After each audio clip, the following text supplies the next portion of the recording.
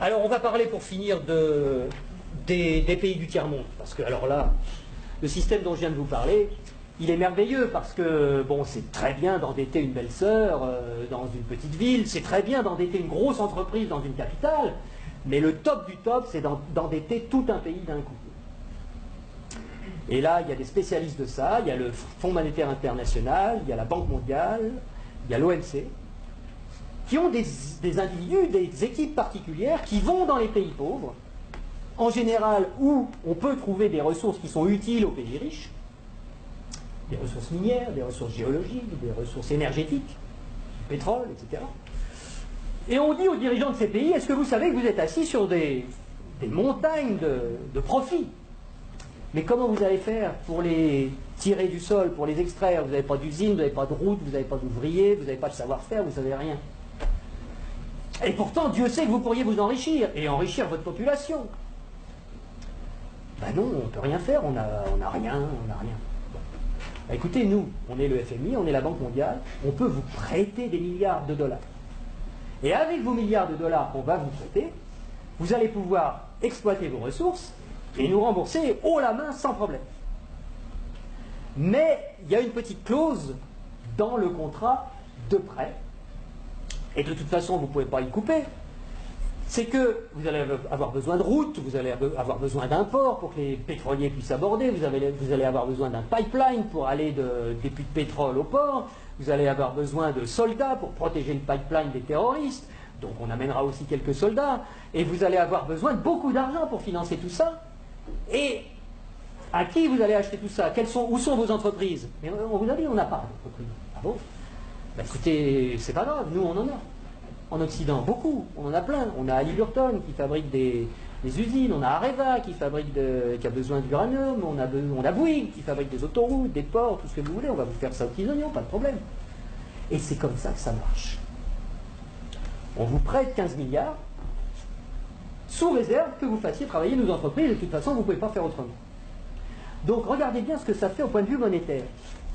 Il y a 15 milliards qui sont créés ex nihilo par le Fonds monétaire international et la Banque mondiale. Le Fonds monétaire international, c'est un organisme qui récupère quelques dépôts de la plupart des pays de la planète qui servent de garantie pour faire des crédits, des prêts aux pays sous-développés. Donc il y a 15 milliards qui partent de la Banque mondiale et qui vont sur les comptes du pays sous-développé.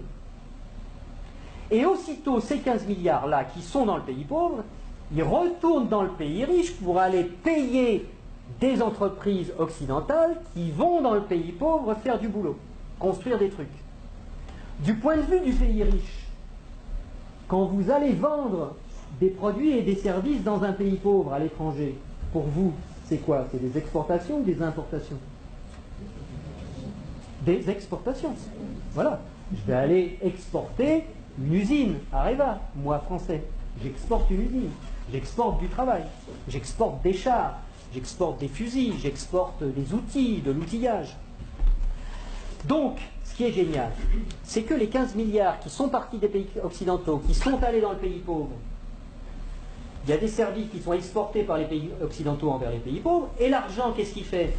Il revient dans les pays riches, les 15 milliards. Ils reviennent. Bon.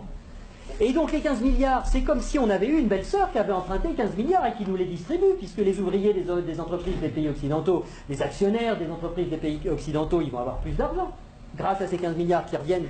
Donc ils vont les dépenser dans l'économie, ça nous fait des transactions nouvelles, de l'emploi nouveau, qui va ruisseler dans notre économie. Mais ce n'est pas tout à fait comme si c'était des belles-sœurs qui les avaient empruntées, parce que les belles-sœurs, il aurait fallu qu'elles rendent les intérêts, et donc qu'elles reprennent leur argent, et qu'elles en reprennent le double, et que nous, on ait des nouveaux emprunteurs qui arrivent pour payer les intérêts des nouvelles belles-sœurs. Là, non. C'est qui la belle-sœur qui paye les intérêts? C'est les pauvres. C'est les pays sous-développés. Et donc, on a été leur construire des trucs qui vont nous permettre d'exploiter leur richesse. On a eu de la monnaie en plus qu'on a créée nous-mêmes en la faisant passer par les pays pauvres, mais qui revient chez nous net d'intérêts. Et qui paye la dette, qui paye les intérêts, c'est le pays pauvre. Et ils ont deux solutions. Soit ils empruntent à nouveau le montant des intérêts pour pouvoir nous les rembourser, ce qui double leur dette. C'est pour ça que des fois vous entendez des présidents de pays sous-développés qui disent « Mais c'est pas possible, on l'a déjà payé 15 fois la dette, comment ça se fait qu'il faut qu'on paye encore ?» C'est parce qu'ils ne peuvent pas la créer. C'est parce que pour rembourser des dollars, il faut qu'ils les empruntent. puisqu'il n'y a que nous, les Occidentaux, qui peuvent créer des dollars pour les endetter. Et donc, soit ils empruntent pour continuer à payer leurs intérêts, soit ils vendent leurs ressources pour presque rien. Ce qui nous permet à nous d'avoir le niveau de vie qu'on a. Et d'avoir les ressources des pays sous-développés, qu'on a bien choisis parce qu'ils étaient riches en ressources dont on a besoin, et d'avoir le niveau de vie qu'on a, et d'avoir de l'essence pas chère, et d'avoir des iPhones pas chers, etc. C'est grâce à ça. Donc il faut réfléchir à ça aussi. Il faut savoir que si on a le niveau de vie qu'on a, c'est parce qu'il y a une prédation sur les ressources de la Terre entière qui nous profitent.